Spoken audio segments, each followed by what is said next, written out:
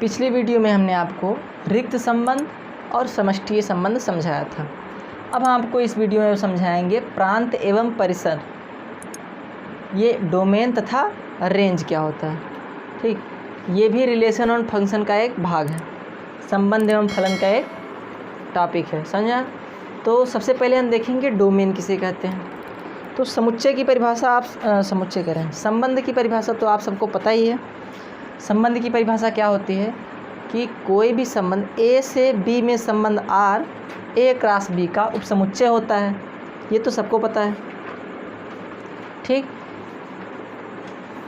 पिछली वीडियो में बताया भी है समुच्चय की परिभाषा। ठीक है, तो अब हम देखेंगे प्रांत किसे कहते हैं। अब यदि कोई संबंध आर है, लिखेंगे यदि ए से बी में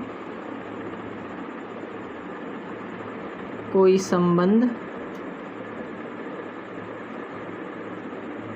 आर है तो यदि ए से बी में कोई संबंध आर है, परिभाषा नहीं बताना है, ये संबंध आर है पहले से दिया हुआ रहेगा। अगर है तो उनके क्रमित युग्म, तो उसमें भाई साहब क्रमित युग्म तो होगा ही होगा, बिना क्रमित युग्म के संबंध कैसे बनेगा, समझ में आया। तो क्रमित युग्म के, तो उनके क्रमित युग्म के प्रथम घटकों को, या फिर यह कह लीजिए कि क्रमित युग्म के प्रथम अवयवों को, जो उनके प्रथम अवयव रहेंगे क्रमित युग्म के, उन्हें ही क्या कह देंगे, हम डोमेन कहेंगे। डोमेन या फिर प्रांत कहते हैं, समझ आ रहा है। और इसे दर्शाते हैं कैसे, इसे domain R, domain of R, इसे कहते हैं डोम आर से दर्शाते हैं। इसे पढ़ा जाता है डोमेन ऑफ आर से दर्शाते हैं। समझ में आ गया, इतना समझ में आया। इसे डोम आर से प्रदर्शित किया जाता है या फिर दर्शाते हैं। अब देखिए ध्यान से, ए से बी में कोई संबंध आर रहेगा।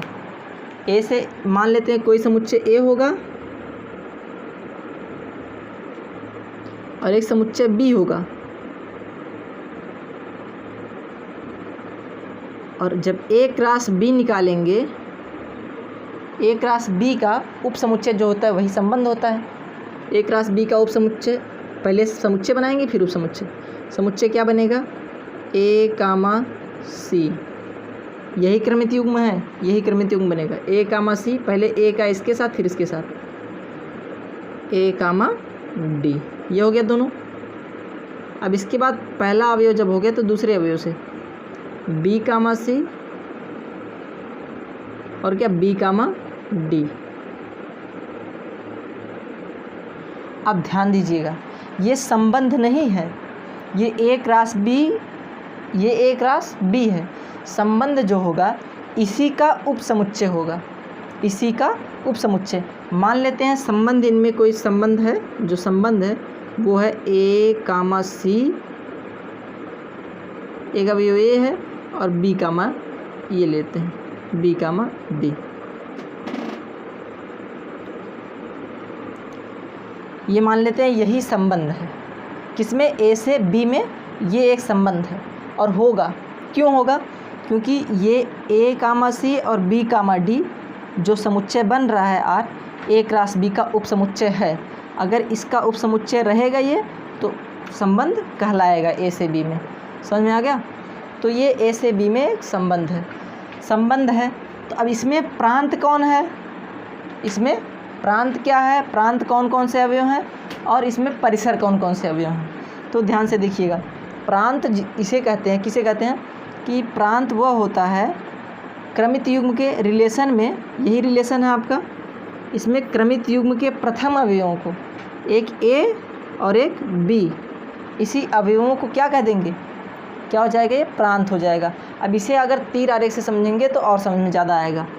देखिए ध्यान से, मान लेते हैं ये कोई ये दिया है ए समुच्चय, इसमें जितने अवयव हैं लिख लीजिए ए और बी। एक समुच्चय बी दे दिया है, इसमें अवयव हैं सी और डी, ठीक है। और इसमें संबंध दिया है, आर क्या दिया है, आर क्या दिया है, ए कामा सी, मतलब ए किससे रिलेटेड है, सी से, ए किससे रिलेटेड है, सी से, और ये बी किससे रिलेटेड है, डी से, बी रिलेटेड डी।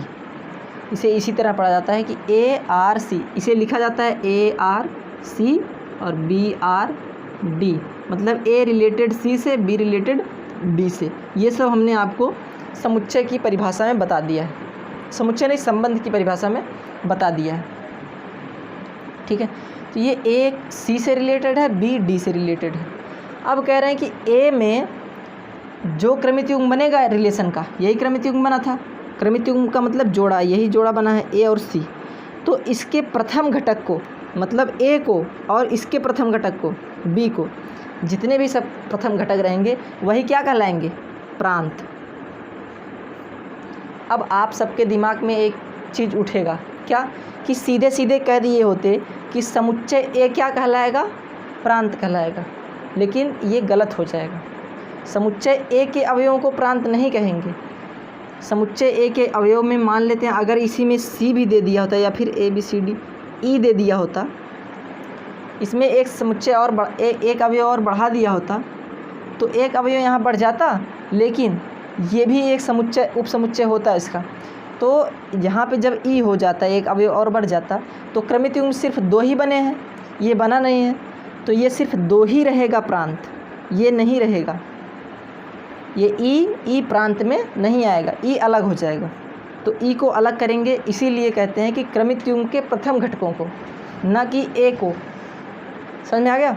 तो क्रमित युग्म के प्रथम घटकों को क्या कहते हैं, प्रथम घटकों के समुच्चय को या फिर प्रथम घटकों के क्या कह देंगे, प्रांत कह देंगे। समझ आ गया? इसे कहते हैं डोमेन, डोमेन कह देंगे। चलिए अब हम जानते हैं परिसर किसे कहते हैं। अब हम देखेंगे परिसर की परिभाषा या रेंज की परिभाषा।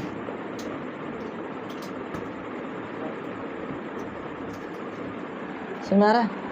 तो रेंज की परिभाषा भी सेम टू सेम वैसी ही हो जाएगी। चलिए तो अब हम देखेंगे रेंज की परिभाषा। तो रेंज की परिभाषा ये होती है कि यदि ए से बी में कोई संबंध आर है, तो जब संबंध आर रहेगा तब क्या, क्रमित युग्म के, तब क्रमित युग्म के द्वितीय घटकों को, द्वितीय घटकों को क्या कह देंगे, परिसर या फिर रेंज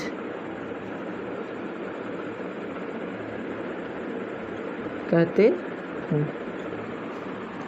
समझ में आ रहा है? पहले घटकों को क्या कह देते हैं, प्रांत कह देते हैं या फिर डोमेन कह देते हैं, और द्वितीय घटकों को क्या कह देते हैं, रेंज कह देते हैं। इसे ही हिंदी में क्या कहते हैं, परिसर। ठीक है, अब इसको भी एग्जाम्पल, उसी एग्जाम्पल पे समझा देते हैं। एक ए है, इसमें है ए बी सी मान लेते हैं इसमें, या फिर ई था तो ई मान लेते हैं, और एक बी है, इसमें है सी डी एफ। ठीक, एक एक अवयव बढ़ा दिए हैं। तो ए का संबंध था सी से, बी का संबंध था डी से। समझ में आया? अब यही दो सिर्फ क्रमित युग्म थे, तो दो ही क्रमित युग्म हैं, तो इसके द्वितीय घटकों को, क्रमित युग्म में एक ये बनेगा ए सी, एक था ए कामा सी और एक B comma D, B comma D, यही दो क्रमित युग्म बने थे, ये दो क्रमित युग्म बने थे। तो तीसरा क्रमित युग्म ये क्रम में क्रमित नहीं है, युग्म नहीं बन रहा है, तो ये अलग है, ये अलग है। ठीक है, तो क्रमित युग्म की, सिर्फ क्रमित युग्म जिसका जोड़ा बना है उसी के दूसरे अवयव को, उसी के दूसरे घटक को, एक सी और एक डी। तो मतलब सी को और डी को ही क्या कह देंगे, परिसर। मतलब कि क्रमित युग्म के द्वितीय घटकों को क्या कह देंगे, परिसर कह देंगे। समझ में आया? और परिसर कह देंगे, परिसर समझ में आ गया। और पहले घटकों को क्या कह देंगे, प्रांत कह देंगे। द्वितीय घटकों को रेंज कहेंगे और प्रथम घटकों को क्या कह देंगे, डोमेन कह देंगे। इतना समझ में आ गया। अब एक बात और ध्यान दीजिए इसमें। अब जैसे ये डोमेन होता है, इसमें पूछ लेगा कोडोमेन क्या होता है। कोडोमेन क्या चीज़ होता है, सहप्रांत। तो सहप्रांत क्या चीज़ होता है, ध्यान से देख लीजिए। सहप्रांत इसे कहते हैं कोडोमेन। हिंदी में भी सह डोमेन भी लिख सकते हैं, हिंदी में इसको डोमेन भी लिख सकते हैं। समझ में आया? इसको भी सह डोमेन भी लिख सकते हैं या फिर सहप्रांत लिख दें। ठीक। अब जब कोडोमेन किसे कहते हैं, कोडोमेन एकदम सिंपल सी बात है। ये प्रथम अवयव, क्रमित युग्म के प्रथम अवयवों को क्या कह देते हैं, प्रांत कह देते हैं। लेकिन कोप्रांत, सहप्रांत किसे कहते हैं, समुच्चय बी को ही क्या कह देते हैं, कोडोमेन कह देते हैं या फिर सहप्रांत कह देंगे। कि समुच्चय बी को सहप्रांत या फिर कोडोमेन कहते हैं। लेकिन कब कहेंगे, जब ए से बी में संबंध आर होगा, कोई ना कोई संबंध होगा, तभी हम बी को क्या कह देंगे, सहप्रांत कह देंगे। इतना तो समझ में आ गया होगा। अब हम आगे बढ़ते हैं। सह डोमेन समझ में आ गया। चलिए एक बार फिर से देख लीजिए सह डोमेन क्या होता है। एक समुच्चय ए है, इसमें ए बी सी है, और एक समुच्चय बी है, इसमें सी नहीं लेते हैं, सी डी, ये है समुच्चय हमारा। और इसमें कोई संबंध आर दिया हुआ है, आर है कोई संबंध। जब कोई संबंध आर रहेगा तभी क्या कहेंगे, मान लेते हैं ये क्रमित युग्म है, ए का सी से, बी का डी से, यफ नहीं है क्रम में, यफ का कोई क्रमित युग्म नहीं। तो समुच्चय बी को ही मतलब क्या, सी डी एफ, मतलब बी बराबर सी कामा डी कामा एफ, यही क्या हो जाएगा हमारा कोडोमेन। यही क्या हो जाएगा सब, कोडोमेन। समझ आ गया। सी डी एफ तीनों ही हो जाएगा क्या, सह डोमेन, मतलब समुच्चय बी पूरा है। समझ में आ गया। अब आगे बढ़ते हैं।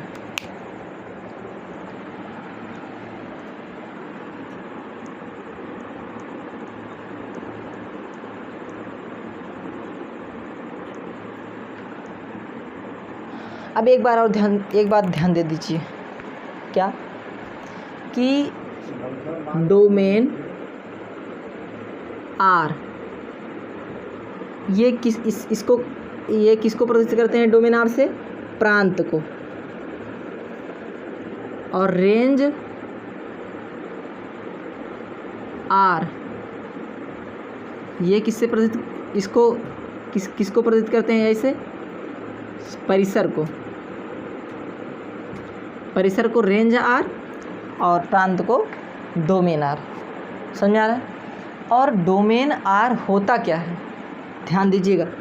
डोमेन आर देखे थे अभी, एक ए था एक बी था, ए में था ए कामा बी और बी में था सी कामा डी या ई, ठीक है। और सिर्फ ये संबंध कोई दे दिया था आर, और ए सी से संबंधित था, बी डी से संबंधित था। समझ में आ रहा है।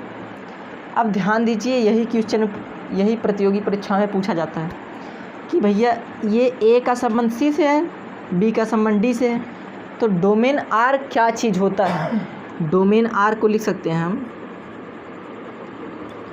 सबसेट ऑफ, क्या होता है, उप समुच्चय होता है किसका, भैया डोमेन आर क्या है, प्रथम घटक मतलब ए और बी, यही ए और बी क्या हो जाएगा, डोमेन आर क्या हो जाएगा, ए कामा बी, यही क्या हो जाएगा डोमेन आर। तो ए कामा बी पूरे ए का पूरे ए का, ए बी ई, पूरे ए का उप समुच्चय है कि नहीं है। उप समुच्चय का मतलब ये घटक इसी से लिया गया है, ये उप समुच्चय होगा किसका, ए का। ये पूछा जाएगा कि डोमेन आर ए का उप समुच्चय है या बी का उप समुच्चय है या ए क्रॉस बी का उप समुच्चय है। ये ऑप्शन में देगा कि डोमेन आर जो होता है, domain R subset of A, फिर लिख देगा domain R subset of B, फिर लिख देगा domain R subset of A cross B, समझ में। या फिर domain R is equal to range R. तो इसमें से कौन सा कथन सही है, तो आप क्या लगाएंगे, domain R is subset of A. समझ में आ गया। और रेंज ऑफ आर क्या होता है, जिस तरह से डोमेन ऑफ आर क्या हो गया, ए का सबसेट हो गया, उप समुच्चय हो गया, उसी तरह से रेंज ऑफ आर किसका सबसेट हो जाएगा, बी का। क्या हो जाएगा, सबसेट ऑफ बी। और खुद बी को ही समुच्चय, पूरे समुच्चय बी को ही क्या कह देंगे, सह डोमेन या फिर कोप्रांत। और रेंज कैसे दर्शाएंगे, बी का उप समुच्चय होगा, क्योंकि देखिए सी और डी है, तो सी और डी किस में से बना है, इस बी से ही मिला है। अगर सी डी को अलग करेंगे तो अलग से ये बनेगा पहचान, इसका किस में से बनेगा, इस बी से ही तो बनेगा। तो बी से ही बना है, इसलिए बी का उप समुच्चय कहलाएगा। ये ए से बना है, इसलिए ए का उप समुच्चय कहलाएगा। ये बहुत ही महत्वपूर्ण है आपके लिए, इसको ध्यान में रखिएगा। समझ में आ गया। अब हम देखेंगे कि इसको दर्शाते कैसे हैं या प्रदर्शित कैसे करते हैं। देखिए, इसको 3 तरह से आप प्रदर्शित कर सकते हैं। एक तो आप प्रदर्शित करते हैं रोस्टर विधि द्वारा, संबंध को भी उसी तरह से प्रदर्शित करते हैं। मतलब कि जितने तरह से हम समुच्चय को प्रदर्शित कर सकते हैं उतनी तरह से हम इसे प्रदर्शित कर सकते हैं। तो देखिए ध्यान से, एक होता है रोस्टर विधि। रोस्टर विधि यही होता है कि उसके क्रमित युग्म जितने बनेंगे सबको लिख दीजिए। जैसे कि क्रमित युग्म क्या क्या था, ए कामा सी और बी कामा डी, यही था। इसको कहते हैं क्या, ये मान लेते हैं कोई समुच्चय था A1, ठीक है। ए तो ये हो गया, बी हो गया, ये इसका नाम देते हैं A1, या संबंध है तो R दे देते हैं।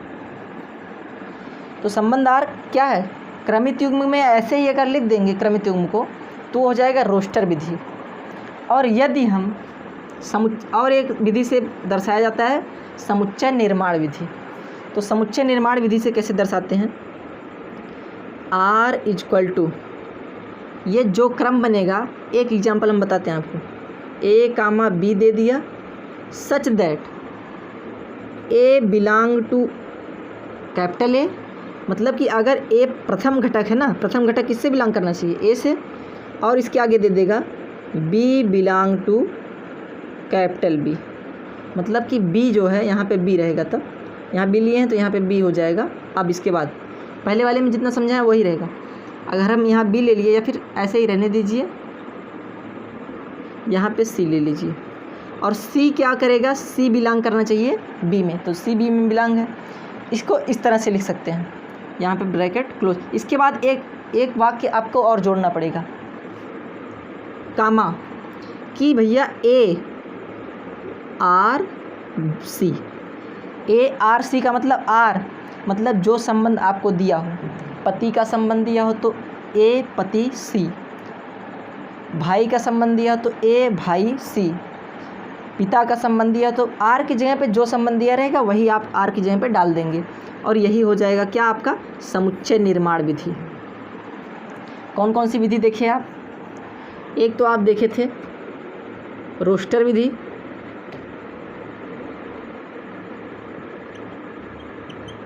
और एक देख लिए आप समुच्चय निर्माण विधि।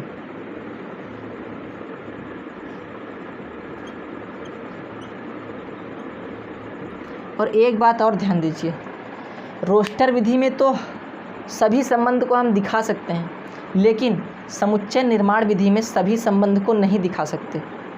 समझ में आ रहा है। तो जैसे कि दे देता है, अगर ए कामा ए ये संबंधित है, फिर 1 कामा 4 नहीं 1 कामा डी ये संबंधित है, इसके बाद 4 कामा डी ये संबंधित है। अब देखिए डी का 1 के साथ भी, डी का 4 के साथ भी, 1 का ए के साथ भी। इसको हम समुच्चय निर्माण विधि से नहीं दर्शा सकते, इसको सिर्फ रोस्टर विधि से ऐसे करके दर्शा देंगे हम। समझ में आ रहा है? इसको समुच्चय निर्माण विधि से नहीं दर्शा सकते क्योंकि इसकी कोई अलग परिभाषा निकल के आएगी, इसकी कोई अलग और इसकी कोई अलग आ जाएगी। क्योंकि देखिए यहाँ पे D 4 से है और D 1 से है, और यहाँ देखिए एक का A से है और एक का D से है। समझ में आ रहा है? यहाँ पे पहला घटक दोनों कॉमन है, यहाँ पे दूसरा घटक दोनों में कॉमन है, तो कौन सा संबंध हम लेंगे? ये गड़बड़ हो जाएगा। तो हम इसको समुच्चय निर्माण विधि से नहीं दर्शा सकते, दर्शाएंगे किससे? रोस्टर विधि से, और तीर आरेख से दर्शा सकते हैं। एक विधि और है क्या? तीर आरेख। तीर आरेख अभी आपने देखा ही किस तरह से हमने दर्शाया था तीर आरेख। जैसे कि 1 और 4 हो गया, और एक था क्या? A है D है, A है D है। अब इसमें क्या है? एक का संबंध A से, एक का संबंध A से, और एक का संबंध D से, एक का संबंध D से, और 4 का संबंध D से। ये हमारा तीर आरेख। तो आप सब समझ ही गए होंगे। रोस्टर विधि ये हो गया। समुच्चय निर्माण विधि इसको दिखा नहीं सकते समुच्चय निर्माण विधि से, अभी इसके पहले जो लिखे थे जस्ट वो जो समुच्चय निर्माण विधि, और ये क्या हो गया? तीर विधि। अब इसके बाद हम देखेंगे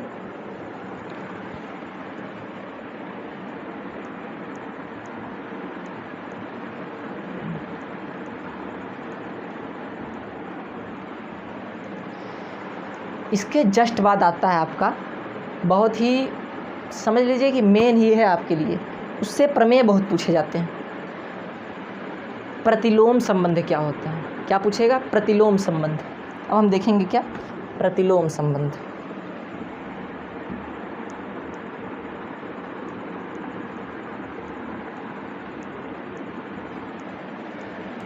ध्यान से देखिए क्या देखेंगे हम? प्रतिलोम संबंध।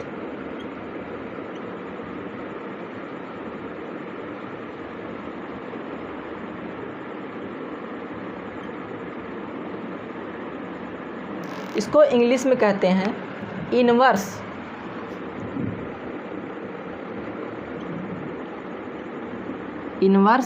रिलेशन।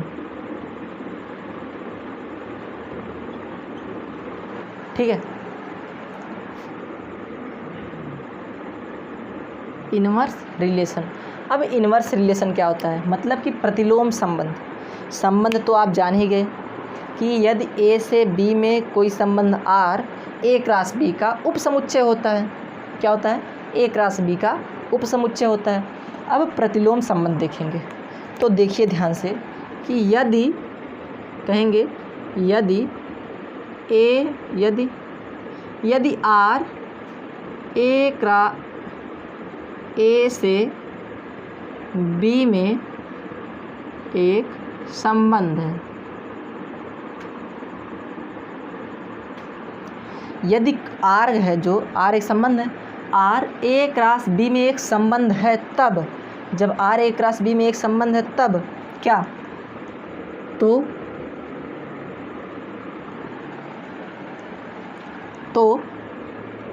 तो B से A में संबंध, यदि A से B में एक संबंध है पहले से R, तो B से A में संबंध प्रतिलोम संबंध कहलाएगा। प्रतिलोम संबंध कहलाता है। देखिए ध्यान से क्या कह रहा है कि यदि R A से B में एक संबंध है तब B से A में संबंध, तो उसका रिवर्स B से A से B में था तो उसको क्या कह देते थे? संबंध। तो B से A में हो जाएगा तो क्या कह देंगे? प्रतिलोम संबंध। तो आइए एग्जाम्पल से देखते हैं। एक समुच्चय A है, इसमें है A कामा B, और एक समुच्चय B है, इसमें है C कामा D। हम एक ही एग्जाम्पल लेते हैं, आप चाहे जो एग्जाम्पल ले लीजिए, कॉन्सेप्ट क्लियर होना चाहिए। हम छोटा एग्जाम्पल लेते हैं, आपको बार बार समझने में दिक्कत नहीं होगी। समझा? तो ये संबंध A से B में संबंध मान लेते हैं R कोई है, और वो है क्या? A क्रॉस B का उपसमुच्चय होगा। मान लेते हैं A कामा C है और B कामा D है। ये संबंध है आपका। इसको आप तीर आरेख से समझेंगे तो और आसानी से समझ में आएगा। ये ए है, सी है और ये बी है, डी है। तो ए से बी में संबंध है। ए से बी में संबंध क्या है? यही तो है ए से बी में संबंध, आर। आर क्या है? आर ए से बी में संबंध है। तो संबंध को दर्शा देते हैं तीर आरेख से। ए को सी से, ए को सी से, यहाँ सी रहेगा। ए को सी से और बी को डी से। समझ में आ रहा है? ए को सी से संबंधित है और बी डी से संबंधित है। तो ये क्या हो गया हमारा? आर है ये क्या? संबंध दर्शाता है आर। तो इसका प्रतिलोम संबंध क्या होगा? कुछ नहीं दिक्कत, बी से बस ए में संबंध हो जाए। और बी से ए में संबंध क्या? ये जो ए को सी से लिखे थे, ये ए को सी से लिखे हैं, तो अगर हम आर का प्रतिलोम लिखेंगे, इसे भी जान लीजिए, इसे आर इनवर्स से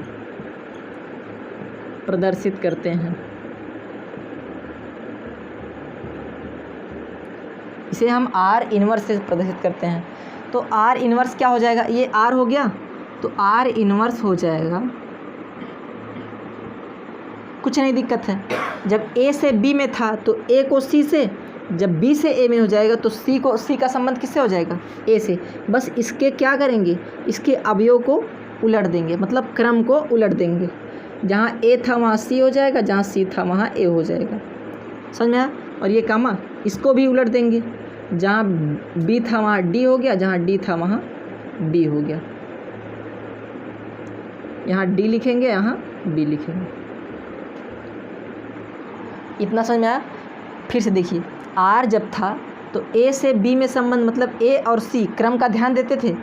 ए और सी में तो पहले ए बाद में सी, लेकिन जब इसका इन्वर्स निकालेंगे तो पहले सी को लिख देंगे और बाद में ए को लिख देंगे। बस इसका क्रम उल्टा कर देंगे, इन्वर्स कर देंगे उसका, प्रतिलोम। तो इसको उलट दिए तो यही क्या हो जाएगा? यही क्या कहलाता है? हमारा प्रतिलोम संबंध। अब कोई संबंध आपको दिया रहेगा, उसका प्रतिलोम संबंध निकालने को कहेगा तो निकाल लेंगे आराम से। जैसे कि कोई संबंध दे दिया आर, कोई संबंध दे दिया 1, 2 और 3, 4 या फिर 1, 4, तो इसका प्रतिलोम संबंध कैसे निकालेंगे आप? R equal to R inverse निकालेंगे किस तरह से? इसके अवयवों को क्या कर देंगे? उलट देंगे।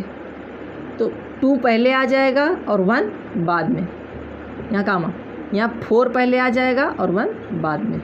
यही क्या हो जाएगा? इसका इनवर्स हो जाएगा। आई होप तो इतना तो समझ में आ ही गया होगा। ठीक है, तो आर इनवर्स यही होता है। आज आप लोगों ने डोमेन देख लिया और रेंज देख लिया, कोडोमेन देख लिया, इसके बाद प्रतिलोम संबंध भी देख लिया, और संबंध को किस तरह से किस विधि से दर्शाया जाता है ये भी देख लिया। तो बस इसके आगे और एक बात ध्यान दीजिए, एक बहुत ही महत्वपूर्ण क्वेश्चन,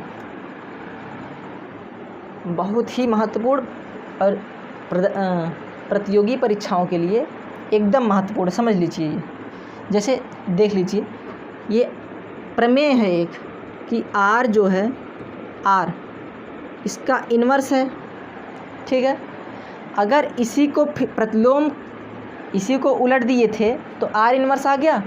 अब फिर इसको जब उलट देंगे, इसके इन्वर्स का जब इन्वर्स करेंगे तो मतलब आर के इन्वर्स का फिर इन्वर्स कर देंगे, तो इसको उलट देते तो ये आया था, तो इन्वर्स को उलट दीजिए। तो ए को उलट देंगे भैया, यहाँ 1, 2 आ गया और यहाँ 1, 4 आ गया। इसको उलट देंगे तो ये आ जाएगा।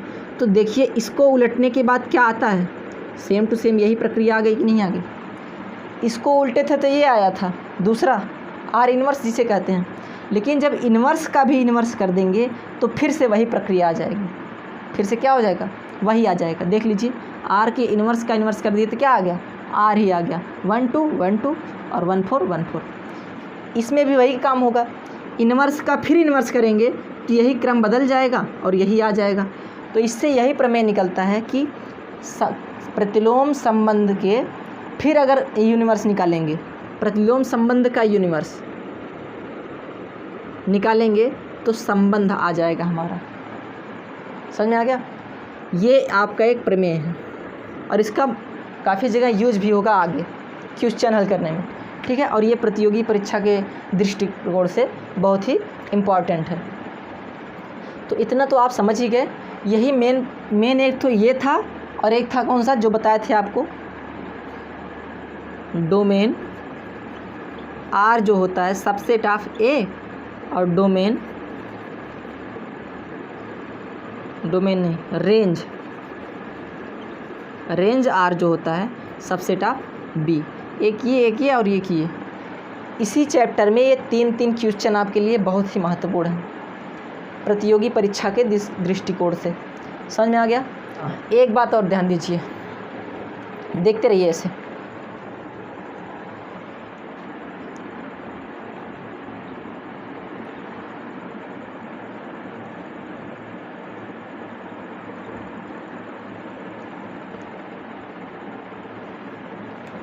ये आर था।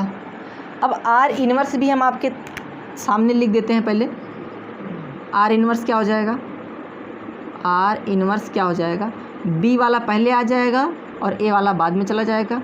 यहाँ सी, यहाँ डी, और यहाँ क्या, ए कामा बी। अब सी को ए से और डी को बी से। ये किसका है, ए आर इन्वर्स का।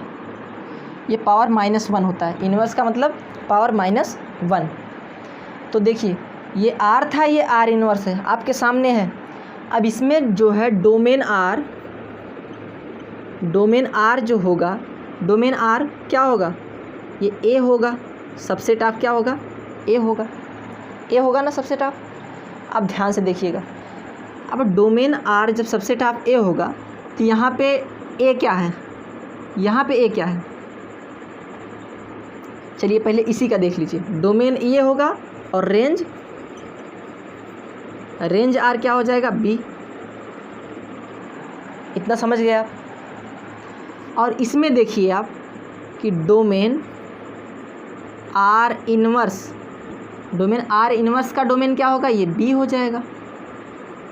बी नहीं, सबसेट ऑफ बी हो जाएगा उससे।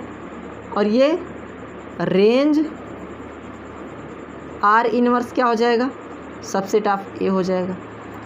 उलट जाएगा कि नहीं हो जाएगा? अब जब प्रांत क्या होता है, डोमेन क्या होता है कि बी का उपसमुच्चय, और रेंज क्या होता है, ए का उपसमुच्चय। तो डोमेन ए का उपसमुच्चय इसमें अगर लेंगे तो पहले वाले का उपसमुच्चय, इसमें लेंगे तो दूसरे वाले का। जो पहले वाले का घटक रहेगा उससे डोमेन कहेंगे। देखिए पहले वाले का घटक आर इन्वर्स में डोमेन है कि नहीं है, डोमेन है।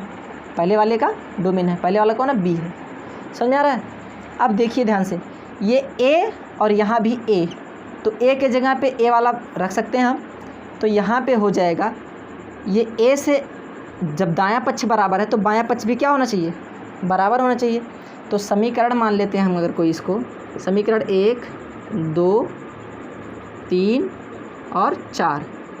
अब समीकरण से हमें पता चलता है क्या कि domain of R is equal to A के बराबर है। जब दायां पक्ष बायां पक्ष के बराबर, दायां पक्ष के बराबर है तो बायां पक्ष के भी बराबर होगा। तो डोमेन आर किसके बराबर हो जाएगा, रेंज आर इन्वर्स के। ये भी बहुत ही महत्वपूर्ण है,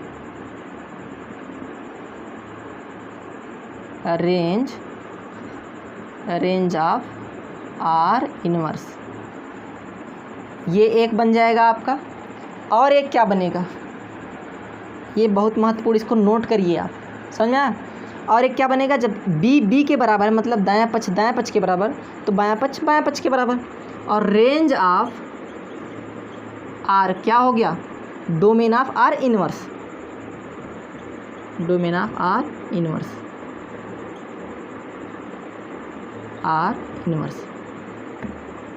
समझ में आ रहा है? अगर डोम आर लिखेंगे तो रेंज का इन्वर्स, अगर रेंज आर लिखेंगे तो डोमेन का इन्वर्स, डोमेन ऑफ आर का इन्वर्स। तो ये आपके 2 महत्वपूर्ण ये हो गए और 3 पहले बताए थे। कुल मिला के आपका इसमें 5, और इसी से एक न एक क्वेश्चन आपकी प्रतियोगी परीक्षाओं में फिक्स हो गया, समझ लीजिए आप। अगर आपके प्रतियोगी परीक्षा के सिलेबस में संबंध एवं फलन है तो आपके लिए ये एक क्वेश्चन लीक हो गया, समझ लीजिए।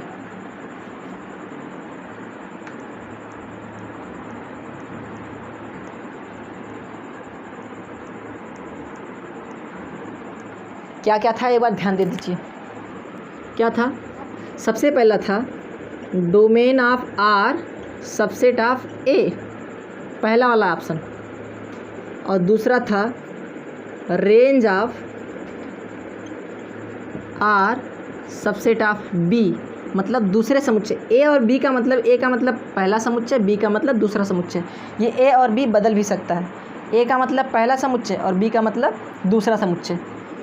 डोमेन ऑफ आर क्या हो जाएगा? ए, रेंज ऑफ आर बी।